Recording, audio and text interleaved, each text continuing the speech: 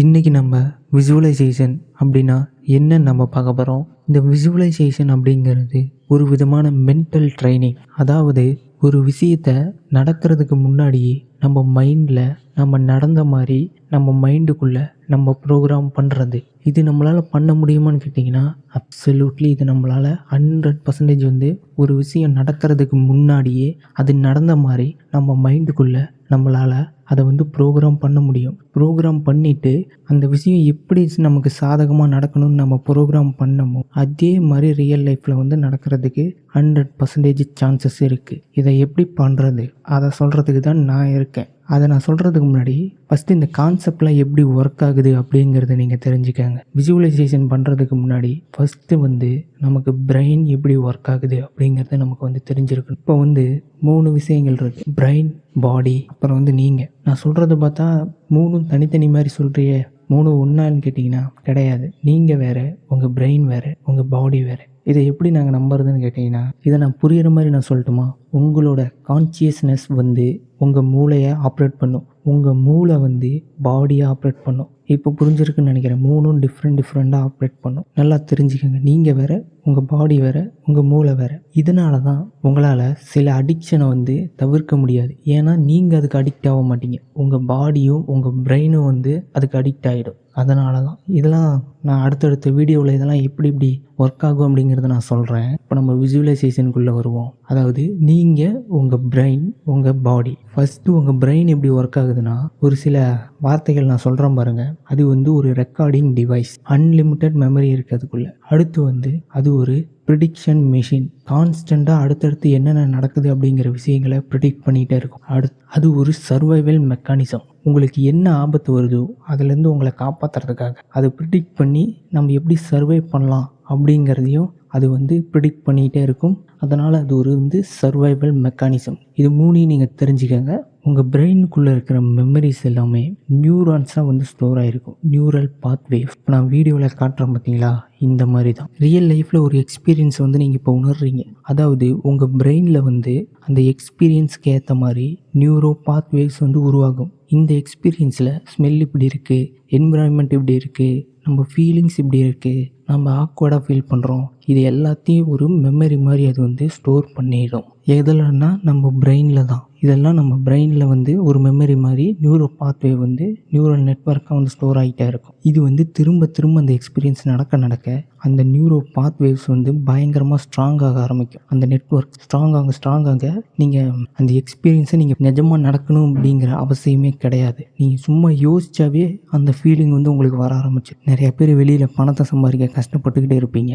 அந்த கஷ்டம் எல்லாத்தையும் நியூரோ நெட்வொர்க்காக நம்ம பிரெயின் வந்து ஸ்டோர் பண்ணிக்கிட்டே இருக்கோம். அப்புறம் வந்து நீங்கள் சும்மா உட்காந்துருக்கும் போது பணத்தை பற்றி நினச்சிங்கன்னா உங்களுக்கு கஷ்டமாக தான் இருக்கும். இதுதான் ப்ரோக்ராமிங். நமக்கு நாமளே நெகட்டிவிட்டியை வந்து நம்ம பிரெயினில் ப்ரோக்ராம் பண்ணுறோம். நீங்கள் நினைக்கலாம் நமக்கு நடக்கிற எல்லா விஷயங்களும் இந்த நியூரோ நெட்வொர்க்கில் நம்ம பிரெயினில் ஸ்டோர் ஆகிக்கிட்டே தான் இருக்குமான்னு கேட்டிங்கன்னா எல்லாமே ஸ்டோர் ஆகிட்டே தான் இருக்கும். நம்ம சப்கான்ஷியஸில் எல்லாமே சின்ன விஷயங்கள் கூட ஸ்டோர் ஆகிக்கிட்டே தான் இருக்கும் நியூரோ பாத்வேஸாக. ஆனால் அது என்ன, திரும்ப நம்ம அதை ரிப்பீட் பண்ணாத வரைக்கும் அது கொஞ்சமாக அதோட பவரை வந்து இழந்துக்கிட்டே இருக்கும். நம்ம திரும்ப ரிப்பீட் பண்ண அதோட பவர் வந்து அதிகரிச்சுக்கிட்டே இருக்கும். நான் இங்கே பவர் அப்படின்னு மென்ஷன் பண்ணுறது எதுனா, ஒரு விஷயத்தை இமேஜினேஷனில் ரிகர்ஸ் பண்ணுறீங்கல்ல, அந்த விஷயத்தை மாதிரியே ரியல் லைஃப்பில் நடக்கும்போது ஒரு அஃபெக்ட் வந்து உங்களுக்கு க்ரியேட் ஆகும். அதுதான் நான் வந்து பவர் நான் சொல்கிறேன். உங்களுக்கு இன்னமும் புரியலைன்னா நான் என்ன சொல்லட்டும்னா, இதுதான் பவர். அதாவது நீங்கள் நினைக்கிற ஒரு விஷயம் உங்கள் மூளைக்கு நடக்கிற மாதிரியே தெரியும். இதுதான் பவர். அதை தான் நான் பவர்னு மென்ஷன் பண்ணிகிட்ருக்கேன். நீங்கள் சும்மா நினைக்கிற விஷயம் வந்து உங்கள் மூளைக்கு நடக்கிற மாதிரியே தெரிஞ்சு அந்த இடத்துல என்னென்ன ஃபீலிங் உருவாகணுமோ அதுக்கேற்ற கெமிக்கல்ஸே அதை வந்து ரிலீஸ் பண்ணும். இதைத்தான் நான் பவர்னு மென்ஷன் பண்ணிகிட்டு இருக்கேன். நம்ம மைண்டை நெகட்டிவாக விசுவலைஸ் பண்ணி ப்ரோக்ராம் பண்ணிகிட்டு இருக்கோம் அப்படிங்கிறதே தெரியலை. விசுவலைஸ் பண்ணி மட்டும்தான் நம்ம மைண்டை ப்ரோக்ராம் பண்ண முடியுமான்னு கேட்டிங்கன்னா அதுவும் கிடையாது. காதால் கேட்குறத வச்சு கூட நம்ம மைண்டு ப்ரோக்ராம் ஆகும். எப்படி நம்ம என்விரான்மெண்ட்டும் நம்மளோட பீப்புளும் நியூஸும் சோஷியல் மீடியாவும் எல்லாம் நம்மளை எப்படி ரீப்ரோக்ராம் பண்ணிகிட்டு இருக்கு அப்படிங்கிறத அடுத்தடுத்த வீடியோவில் நான் எக்ஸ்பிளைன் பண்ணுறேன். சரி, இப்போ வாங்க நம்ம விசுவலைசேஷன் எப்படி பண்ணுறதுன்னு நம்ம பார்ப்போம். பேசிக்காக விசுவலைசேஷன் அப்படிங்கிறது உண்மையில் நினச்சி பார்க்குறது தான், ட்ரீமிங் பண்ணுறது தான்.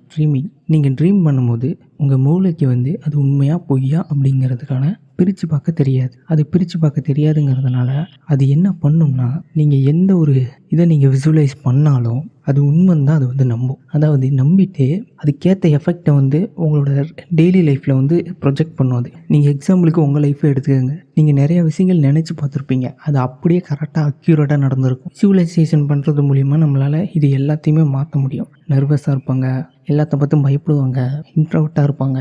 இந்த மாதிரி இருக்கிற கேரக்டர் எல்லாத்தையுமே நம்மளால் விசுவலைஸ் பண்ணி ஈஸியாக மாற்ற முடியும். அதாவது விசுவலைஸ் பண்ணி நம்மளோட ஓல்டு ப்ரோக்ராமையும் நம்மளால் வந்து மாற்ற முடியும். அதனால தான் விசுவலைசேஷன் வந்து ரொம்ப பவர்ஃபுல் அப்படிங்கிறது. இப்போ வாங்க நம்ம விசுவலைசேஷன் எப்படி பண்ணுறதுன்னு நம்ம பார்ப்போம். விசுவலைசேஷன் இதுக்குன்னு தனியாக மெத்தட் யூஸ் பண்ணி பண்ணணுமா அப்படின்னு கேட்டிங்கன்னா அதுவும் பண்ணலாம். அதாவது நீங்கள் சும்மா யோசிக்கிறது கூட விசுவலைசேஷன் மாதிரி தான் இருக்கும். ஒரு மெத்தட் தான் அது. சும்மா இப்போ ரெகுலராக நீங்கள் இந்த வீடியோ பார்க்கும்போது லைட்டாக யோசிக்கிறீங்கல்ல, அது கூட விசுவலைசேஷன் மாதிரி தான். உங்கள் மைண்டை ப்ரோக்ராம் பண்ணுற ஒரு விஷயம் தான் அதுவும். அதனால் சும்மா நம்ம நினச்சி பார்க்குறது எல்லாமே நம்ம பாசிட்டிவாக நினச்சி பார்க்கணும். நம்மளை வந்து சும்மா நினைக்கிற எல்லா விஷயங்களும் நெகட்டிவாக இருக்கிற மாதிரி நம்ம மைண்டை வந்து ப்ரோக்ராம் பண்ணிகிட்டு இருக்கோம். ஒரு ரோட்டில் ஒரு வண்டி பார்த்தா கூட அந்த வண்டியெலாம் வாங்குற அளவுக்கு காசு இல்லைப்பா அப்படின்னு சொல்கிறதுக்குள்ள கண்டிப்பாக அது என் வண்டி தான்.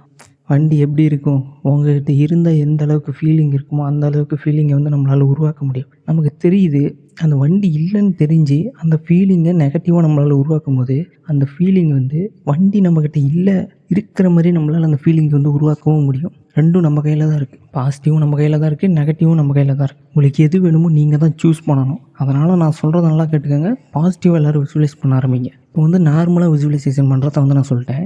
டெக்னிக்கலாக விசுவலைசேஷன் எப்படி பண்ணலாம் அப்படின்னா, வந்து அமைதியான ஒரு இடத்துல உட்காருங்க. கண்ணு மூடி உங்களுக்கு என்ன உங்களுக்கு ட்ரீமோ அது உங்களுக்கு ஆல்ரெடி கிடைச்ச மாதிரி விசுவலைஸ் பண்ணுங்கள். கிடைச்ச மாதிரி, ஏன்னா உங்கள் மைண்டுக்கு வந்து இமேஜினேஷன்னா என்ன, ரியல் லைஃப்னால் என்னன்னு தெரியாது. அதனால் ஆல்ரெடி உங்களுக்கு கிடைக்காத அந்த ட்ரீமை கிடைச்ச மாதிரி நீங்கள் விசுவலைஸ் பண்ணிங்கன்னா அது வந்து கொஞ்சம் கொஞ்சமாக அந்த நியூரோ நெட்வொர்க் வந்து உருவாக ஆரம்பிக்கும். அதாவது உங்கள் ட்ரீம் சம்மந்தப்பட்ட நெகட்டிவான நியூரல் நெட்வொர்க் எல்லாம் கொஞ்சம் கொஞ்சமாக அழிஞ்சு பாசிட்டிவாக உருவாக்க ஆரம்பிக்கும். உங்கள் ட்ரீம் என்ன, ஏதாவது பைக் வாங்குறதா இருக்கலாம், கார் வாங்குறதா இருக்கலாம், வீடு கட்டுறதா இருக்கலாம், எதுவாக வேணால் இருக்கலாம். எந்த ட்ரீமாக இருந்தாலும் சரி, அந்த ட்ரீமை பற்றின இருக்கிற நெகட்டிவ் ப்ரோக்ராமிங் எல்லாம் கொஞ்சம் கொஞ்சமாக மாறி அந்த ட்ரீம் ஆல்ரெடி கிடைச்ச மாதிரியே வந்து நம்ம மைண்டுக்குள்ளே வந்து நம்ம வந்து ப்ரோக்ராம் பண்ண ஆரம்பிப்போம். இதனால் நமக்கு என்ன யூஸ்ன்னு கேட்டிங்கன்னா, நம்ம அந்த ட்ரீமை அடையிறதுக்கான யூஸ் தான். இப்போ நெகட்டிவாக ப்ரோக்ராம் பண்ணுறதுனால என்ன யூஸ்ன்னு நீங்கள் கேளுங்க. நீங்கள் ப்ரோக்ராம் பண்ணுறீங்கல்ல, நெகட்டிவாக அந்த விஷயம் எனக்கு கிடைக்கல அப்படின்னு உட்காந்து அலறீங்கல்ல, அதனால் என்ன யூஸ்ன்னு உங்களை நீங்களே கேளுங்க. ஒரு யூஸும் கிடையாது. அதே மாதிரி ஆனால் வந்து இந்த பாசிட்டிவிட்டி ப்ரோக்ராம் அப்படிங்கிறது ஒரு விஷயம் நமக்கு கிடைக்கிறதுக்கு முன்னாடி கிடைச்ச மாதிரி நம்ம விசுவலைஸ் பண்ணுறதுனால நமக்கு ஏகப்பட்ட பெனிஃபிட் இருக்குது. நம்ம மூளை வந்து கொஞ்சம் கொஞ்சமாக அந்த விஷயத்தை நம்ம கிட்ட இழுத்து வர வைக்கும். அதாவது எப்படின்னா, நான் ஃபஸ்ட்டு என்ன சொன்னேன், நம்ம மூளை வந்து ப்ரெடிக்ஷன் மிஷின்னு சொன்னோன்னா இல்லையா, நமக்கு இதுக்கு முன்னாடி போட்ட வீடியோஸ் எல்லாம் பார்த்துருந்தீங்கன்னா எப்படி நான் சொல்கிறது ஒர்க் ஆகும் அப்படிங்கிறது உங்களுக்கு புரிஞ்சிருக்கும். தெரியலனா போய் பாருங்கள். அது மட்டும் இல்லாமல் நம்ம மூளையில் வந்து ப்ரிடிக்ட் பண்ணும். அதாவது நம்ம நெகட்டிவாக ஒரு விஷயத்தை ப்ரோக்ராம் பண்ணிட்டோம்னா, எக்ஸாம்பிள் நம்ம வந்து பார்ப்போம். நம்ம மைண்டை வந்து நம்ம இப்போ நெகட்டிவாக ப்ரோக்ராம் பண்ணிட்டோம். 100 விஷயங்கள் நம்மளை சுற்றி நல்ல விஷயங்கள் இருக்குது. அதில் ஒரே ஒரு விஷயம் மட்டும் தான் நெகட்டிவாக இருக்குது. நம்ம இப்போ என்ன ப்ரோக்ராமில் இருக்கோம், நெகட்டிவிட்டி ப்ரோக்ராமில் இருக்கோம். நம்ம ரெட்டிகுலர் ஆக்டிவேட்டிங் சிஸ்டம் என்ன பண்ணும், நம்ம சப்கான்ஷியஸில் இருக்கிறது ஒரே ஒரு நெகட்டிவாக இருக்குல்ல, அந்த விஷயத்தை மட்டும்தான் நம்ம கண்ணு முன்னாடி கொண்டாந்து நிறுத்தும். 100 விஷயங்கள் நல்லா தான் இருக்கும், எதுவுமே நம்ம கண்ணுக்கு தெரியாது. அந்த ஒரே ஒரு நெகட்டிவான அந்த ஒரு விஷயம் மட்டும்தான் நம்ம கண்ணுக்கு தெரியும். அந்தளவுக்கு பவர்ஃபுல்லானது நம்ம மைண்டுக்குள்ளே இருக்கிற ப்ரோக்ராம். உங்கள் வாழ்க்கை எங்கே போகணுங்கிறத தீர்மானிக்கிறதே அந்த ப்ரோக்ராம் மட்டும்தான். நீங்கள் விசுவலைஸ் பண்ணி அதில் நெகட்டிவாக உங்கள் கோலில் இருக்கிற அந்த ப்ரோக்ராமை அழித்து பாசிட்டிவாக மாற்ற ஏன் அந்த ட்ரீமை அடைய முடியாதுங்கிறதுக்கான 100 விஷயங்கள் உங்கள் கண்ணு முன்னாடி இருக்கலாம். நீங்கள் வந்து உங்கள் மைண்டை வந்து பாசிட்டிவாக ப்ரோக்ராம் பண்ணதுக்கப்புறம் ஒரே ஒரு விஷயந்தான் அந்த ட்ரீமை அடையிறதுக்கு வழியாக இருக்கும். அந்த விஷயம் மட்டும்தான் உங்கள் கண்ணுக்கு தெரியும். அந்த 100 விஷயங்கள் உங்கள் கண்ணுக்கு எப்போவுமே தெரியாது. அதனால தான் பாசிட்டிவிட்டி ப்ரோக்ராம். இதில் விசுவலைசேஷன் அப்படிங்கிறது ரிப்பீட்டடாக பண்ணணும். ஒரு நாள் பண்ணால் மட்டும் பத்தாது. ரிப்பீட்டடாக உங்களுக்கு எப்போ தோணுதோ அப்பப்போ பண்ணுங்கள். ரிப்பீட்டடாக பண்ணிக்கிட்டே இருக்கணும், விடவே கூடாது. ரிப்பீட்டடாக பண்ணிக்கிட்டே இருந்தால் மட்டும்தான் அது நம்ம மைண்டில் பாத்வேஸாக வரும். 2 நாள் நீங்கள் விட்டுட்டிங்கன்னா அதில் நியூரோ நெட்வொர்க்கில் இருக்கிற நியூரான்ஸ்லாம் 50% வந்து கட் ஆகிடும். அதனால் தொடர்ந்து பண்ணிக்கிட்டே இருக்கணும். அடுத்து வந்து நான் என்னோடய பர்சனல் டிப்பு ஒன்று நான் சொல்கிறேன். விசுவலைசேஷன் பண்ணுறதுக்கு முன்னாடி ஒரு பிலீஃப்ஸை வந்து நீங்கள் உருவாக்கிக்கங்க. என்ன பிலீஃப்ஸ்னால், இந்த இடத்துலேருந்து விசுவலைசேஷன் பண்ணனா ஈஸியாக வந்து என் மைண்டுக்குள்ளே ப்ரோக்ராம் ஆகி என் லைஃப்பில் வந்து ப்ரொஜெக்ட் ஆகும், என் சப்கான்ஷியஸில் வந்து இது பதியும் அப்படின்னு ஒரு சினாரியோ வந்து உருவாக்கிக்கங்க. எக்ஸாம்பிளுக்கு, நான் பெட்டில் படுத்துக்கிட்டு இருக்கும்போது விசுவலைசேஷன் பண்ணேன்னா எனக்கு வந்து அது பர்ஃபெக்டாக ஒர்க் ஆகும். இல்லை நான் மெடிடேட் பண்ணும்போது விசுவலைசேஷன் பண்ணேன்னா என் மூளையில் வந்து இது ஆழமாக பதியும். இந்த இடத்துலேருந்து நான் விசுவலைசேஷன் பண்ணேன்னா இந்த விசுவலைசேஷன் வந்து ஒர்க் ஆகும் அப்படின்னு ஒரு சினரியோ வந்து உருவாக்கிக்கங்க. நீங்களே உங்கள் மைண்டுக்குள்ளே ஒரு பிலீஃபை வந்து உருவாக்கிக்கங்க. அடுத்தடுத்த வீடியோவில் பிலீஃப்னா என்ன, பிலீஃப் எப்படி உருவாக்குறதுன்னு நான் சொல்கிறேன். இதுதான் விசுவலைசேஷன். ஏதாவது டவுட் இருந்தால் கமெண்ட்டில் சொல்லுங்கள். கண்டிப்பாக நம்ம அதை பற்றி டிஸ்கஸ் பண்ணுவோம். அப்படியே நம்ம சேனலை சப்ஸ்கிரைப் பண்ணிடுங்க மக்களே.